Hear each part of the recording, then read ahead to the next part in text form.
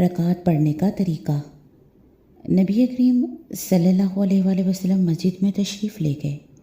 اتنے میں ایک شخص آیا اور نماز پڑھنے لگا۔ نماز کے بعد اس نے آ کر نبی کریم صلی اللہ علیہ وآلہ وسلم کو سلام کیا۔ آپ صلی اللہ علیہ وآلہ وسلم نے سلام کا جواب دے کر فرمایا کہ واپس جا کر دوبارہ نماز پڑھ، کیونکہ تو نے نماز نہیں پڑھی۔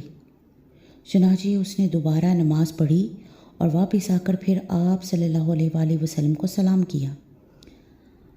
آپ صلی اللہ علیہ وآلہ وسلم نے اس مرتبہ بھی یہی فرمایا کہ دوبارہ جا کر نماز پڑھ، کیونکہ تو نے نماز نہیں پڑھی۔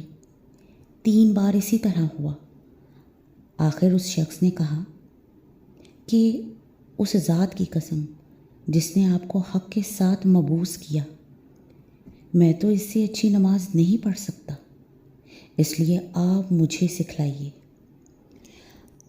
آپ صلی اللہ علیہ وآلہ وسلم نے فرمایا، جب تو نماز کے لیے کھڑا ہو تو پہلے تکبیر کہہ، پھر قرآن مجید میں سے جو کچھ تجھ سے ہو سکے پڑھ، اس کے بعد رکوع کر اور پوری طرح رکوع میں چلا جا، پھر سر اٹھا اور پوری طرح کھڑا ہو جا، پھر جب تو سجدہ کرے تو پوری طرح سجدے میں چلا جا، پھر سجدہ سے سر اٹھا کر اچھی طرح بیٹھ جا، دوبارہ بھی اسی طرح سجدہ کر۔